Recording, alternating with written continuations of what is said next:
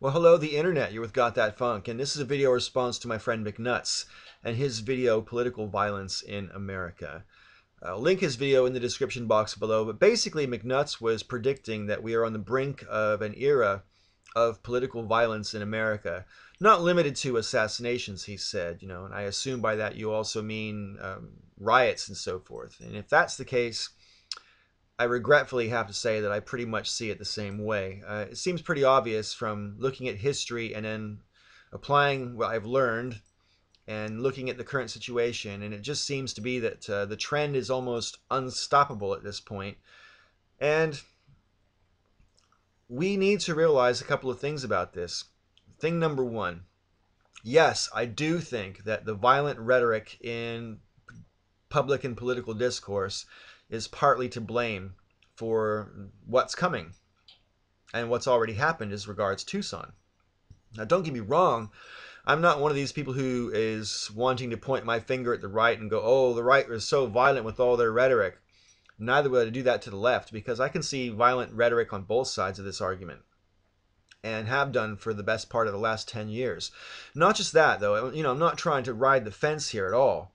I'm basically just saying it like it is. It's absolutely fruitless to try to blame one side. Whether one side seems more culpable or has more obvious examples is irrelevant. If both sides are doing it, it doesn't matter which one's doing it worse. Okay, I mean, that's just a fucking moot point. I would also say that it is kind of understandable that the rhetoric has gotten to the level it is, post September 11th in particular, because I'm not saying it's okay. I'm just saying I think I understand it. And let me explain to you what I mean, and feel free to disagree. But for me personally, it just seems that there's two main forces at work here as regards the ratcheting up of rhetoric. Number one, if someone has to sound tough on national security, they're going to use very tough language and use visual metaphors which are, frightening to some degree, or aggressive at least. And of course, their opponent is going to have to try to at least match that or possibly outdo it. So you have this sort of vicious cycle where, politician X is trying to sound tougher than politician Y, who's trying to sound tougher than politician X, and blah, blah, blah. And it just gets worse and worse. And, that is definitely a part of the problem. But I think the unspoken part of the problem is us, the public. I think we are partly to blame for this, because I can't remember the name of the politician who made reference to Second Amendment solutions. But to me, that is a blatant call to arms. That is rhetoric which, in my opinion, went way too far. And if, when a politician said something like that, there were boos and hisses instead of applause, they wouldn't be saying that shit. The only reason they keep saying this kind of stuff is because they perceive there to be an audience for it. And I guess there must be an audience for it. And that kind of pisses me off and scares the shit out of me. And if I didn't see it happening right here on YouTube and comment sections, I might actually question whether I was just, getting a skewed view from the media. But I don't think that's it at all. If anything, I think being that I live thousands of miles away, I'm a bit sheltered from the true picture of what goes on in terms of discourse in America. But what I can see from this distance is not good. Now, we have been here before. When I was a little boy in the 1960s, I remember many, many, many people saying, America, love it or leave it. And we get a lot of that now. That same sort of, if you don't like it, get the fuck out attitude.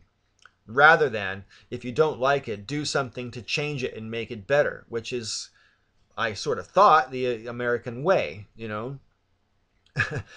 I don't think there's ever any excuse for political violence, whether it's assassinations or rioting or anything else, unless, and this is an extremely important unless there is literally no alternative. While we have a system of democracy in place that functions, and while we still have our First Amendment liberties that we can enjoy, we need to make maximum advantage of those utilities and use them to get the changes that we want. If we don't use them, we might lose them, for one thing. But more to the point, if we don't use those uh, mechanisms, then violence will be the only solution. And the problem is, violence doesn't actually solve anything. It can end a problem, but it doesn't solve a problem. It just turns one problem into a different problem. Violence is never the answer, but sometimes it is necessary. Like in the Declaration of Independence. It basically says that it's your duty to throw off the government if the government turns tyrannical.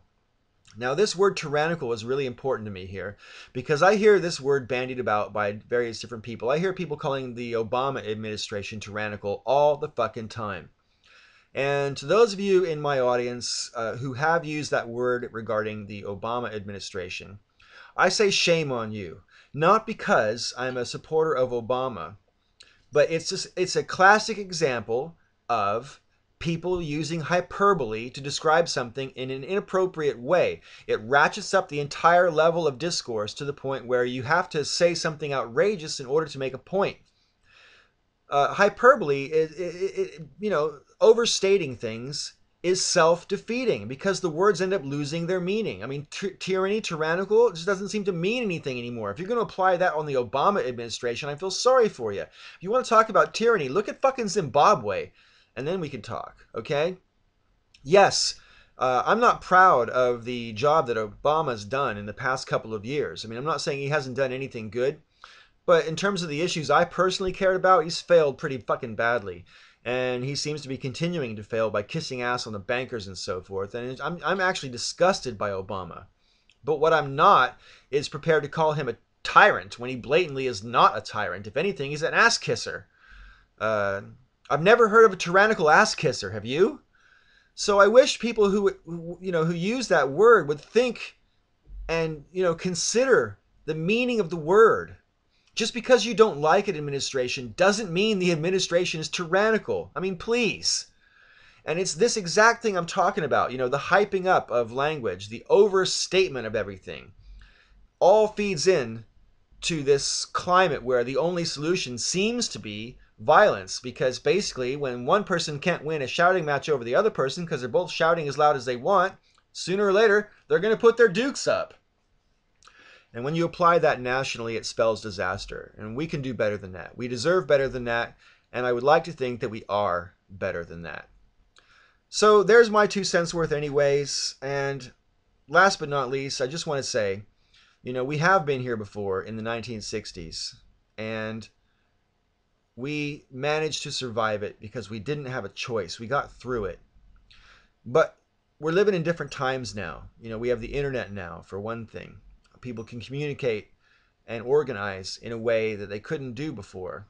Now, that could be a good thing for a peaceful revolution, but it could also be a very dangerous thing if political violence erupts in any meaningful, widespread way.